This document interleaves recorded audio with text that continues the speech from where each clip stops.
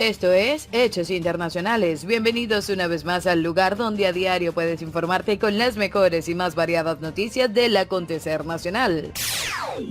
Desde Venezuela y gracias al ejemplo del modus operandi que ha dado el régimen de Nicolás Maduro, se ingenió una nueva modalidad para exportar estupefacientes en el mundo. Ahora barcos pesqueros hacen transbordo y distribuyen las sustancias ilícitas en embarcaciones más pequeñas y a mitad del mar.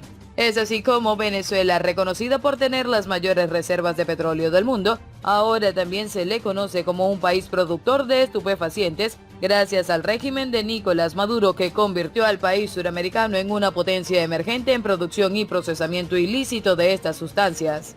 El modus operandi y otras noticias de sumo interés sobre el régimen dictador te lo contaremos a continuación. Así que no te muevas de tu lugar y recuerda compartir este video con tus familiares y amigos.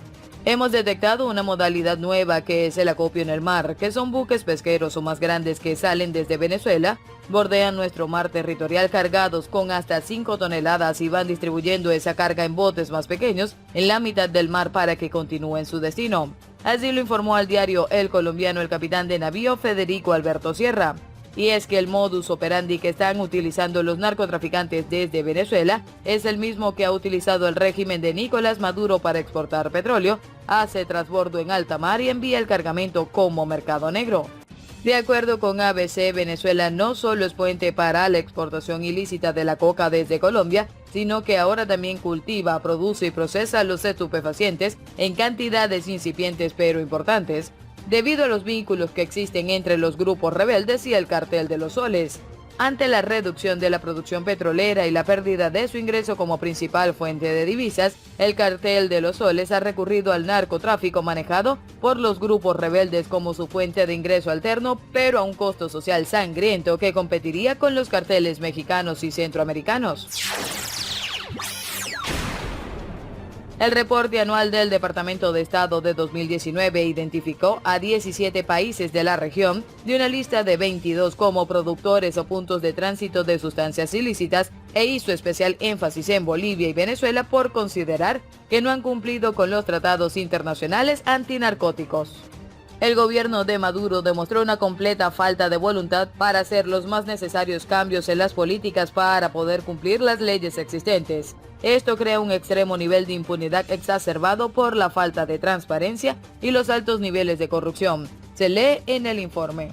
Hay que recordar que informes de la Agencia Antidrogas de Estados Unidos, la DEA, revelaron que el expresidente de Venezuela, Hugo Chávez, habría ordenado inundar a Estados Unidos con estupefacientes provenientes de las fuerzas rebeldes colombianas.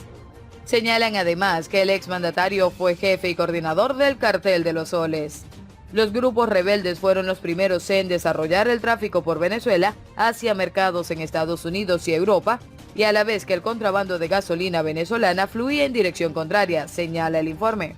En otras noticias de interés que también hablan sobre la situación que se está generando en las zonas fronterizas de Venezuela, les contamos que luego del episodio que se produjo pocos días después del asalto a una unidad militar en el estado Bolívar, Brasilia informó que algunos hombres fueron localizados el jueves en una reserva indígena ubicada en el estado de Roraima. El ejército brasileño informó que localizó este viernes a 5 militares venezolanos en una reserva indígena ubicada en el estado de Roraima, lindante con el país caribeño. Las autoridades brasileñas explicaron que los militares fueron ubicados en la región de la tierra indígena de São Marcos. Estaban desarmados y fueron conducidos a Boa Vista, capital del estado, donde están siendo entrevistados, detalló el Ministerio de Relaciones Exteriores en un comunicado. El hecho se produce pocos días después de que tuviera lugar un asalto a una unidad militar en el estado Bolívar, en la que un oficial retirado junto a un sargento y un pequeño grupo de pemones se llevaron 120 fusiles y 6 lanzagranadas RPG de manufactura rusa. El dictador Nicolás Maduro informó que recuperaron 5 RPG y 111 fusiles y señaló que los asaltantes aún tienen un lanzagranadas y 9 fusiles. El teniente José Rodríguez Araya, el asalto del domingo, Maduro acusó a Colombia, Perú y Brasil de estar detrás de lo sucedido. En tanto, el ministro de Comunicación Jorge Rodríguez aseguró que los asaltantes planeaban usar las armas para derribar un avión colombiano, lo que les serviría de causa de guerra para que Estados Unidos pudiera intervenir militarmente contra Venezuela. El lunes, el mandatario chavista sostuvo que algunos de los responsables del asalto se encuentran escondidos en Perú y Brasil. En esa línea pidió a ambos gobiernos el arresto y la deportación de los asaltantes. Estos países, no obstante, rechazaron las acusaciones del régimen chavista y negaron cualquier vínculo con el ataque a la unidad militar del Estado Bolívar. Y ahora que hablamos de aviones y de Nicolás Maduro, también nos enteramos que Conviasa, la línea aérea del régimen dictador, anunció la reactivación de la ruta Caracas-Buenos Aires. La información fue suministrada por el presidente de la línea aérea chavista, Ramón Celestino Velázquez Araguayán. El 6 de febrero surcamos nuevos cielos, abriendo las posibilidades de conexión entre Venezuela y América del Sur. Así lo señaló el ejecutivo nombrado por la dictadura de Nicolás Maduro al frente de la empresa estatal. Velázquez Araguayán mostró un video con el que ilustró su anuncio, en el que puede verse desde Aconcagua el glaciar Perito Moreno, entre otros paisajes típicos de la Argentina que van de norte a sur. Hace unos días también se había informado que el aeropuerto internacional de Ezeiza, cercano a la capital argentina, uniría al país austral con la isla de Margarita desde hace algunos años bajo una profunda crisis turística. Conviasa había dejado de operar en esos destinos desde el 2017, en pleno gobierno de Mauricio Macri, uno de los impulsores de las denuncias por las violaciones a los derechos humanos cometidos por Maduro. Los vuelos entre ambas naciones se habían inaugurado en el 2010 gracias a un convenio firmado entre los mandatarios Cristina Fernández de Kirchner, hoy vicepresidenta, y el extinto exteniente coronel Hugo Chávez, por entonces presidente de Venezuela. Actualmente los vuelos internacionales de Conviasa son escasos. Une Caracas con Santo Domingo, Managua y Quito, y a partir de la primera semana de febrero a estos destinos se sumará también Buenos Aires. En los primeros días de abril, la aerolínea iraní Mahan Air, la segunda más grande del país, inauguró oficialmente un vuelo directo entre Teherán y Caracas, en una muestra de las estrechas relaciones entre Irán y Venezuela, ambos países bajo sanciones de Estados Unidos.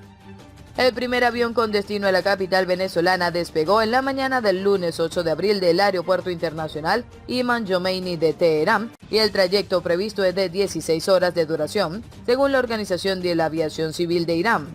Durante la visita de delegados diplomáticos en Caracas, miembros de Mahan Air firmaron convenios con sus pares de Conviasa. Los vuelos comenzaron hace ya más de 10 años. El trayecto fue bautizado tiempo atrás como Aeroterror. Eran los vuelos Venezuela-Orinoco 3006 que unían a Caracas con Teherán, en Irán, haciendo una necesaria escala técnica en Damasco, la capital de Siria. Eran momentos de luna de miel entre Chávez y Mahaut Ahmadinejad. Esos tours tenían una particularidad: pocos pasajeros y tripulantes iban en los aviones y, curiosamente, nadie podía conseguir un ticket para completar el trayecto, ni de ida ni de vuelta. Ahora, esos vuelos retornaron. La revista Veja en 2018 reveló la incógnita del hermetismo de esos tours a partir de una investigación del periodista brasileño Leonardo Coutinho. Los trayectos eran cubiertos por la línea Conviasa y se desarrollaron 2 veces al mes entre marzo de 2007 y septiembre de 2010. La nave era un Airbus 340, cuyo contenido era secreto. Sin embargo, el cargamento salió a la luz. Los aviones eran cargados con kilos de coca que luego serían depositados en Damasco. Allí, el grupo violento Esh los hacía propios y los distribuía al resto del Medio Oriente y Europa. El vuelo seguía su ruta a Teherán, donde nuevamente era cargado, pero esta vez con millones de dólares que retornaban a Venezuela. Además de los estupefacientes, personal de Conviasa afirmó que materiales radioactivos y componentes de sistemas de misiles eran transportados en esos vuelos. Esas aeronaves y sus pasajeros nunca fueron inspeccionados. Los ciudadanos comunes jamás pudieron obtener un asiento. Solo estaban disponibles con autorización gubernamental, ya sea iraní o venezolana. Las butacas estaban reservadas para agentes iraníes, incluido Esh, los guardianes de la Revolución Islámica y otro personal de inteligencia de Irán y de Siria. Incluso voló con sus lugares vacíos la mayoría de las veces. Y con estas despreciables noticias llegamos al final por el día de hoy. Esto fue Hechos Internacionales. Chao, chao.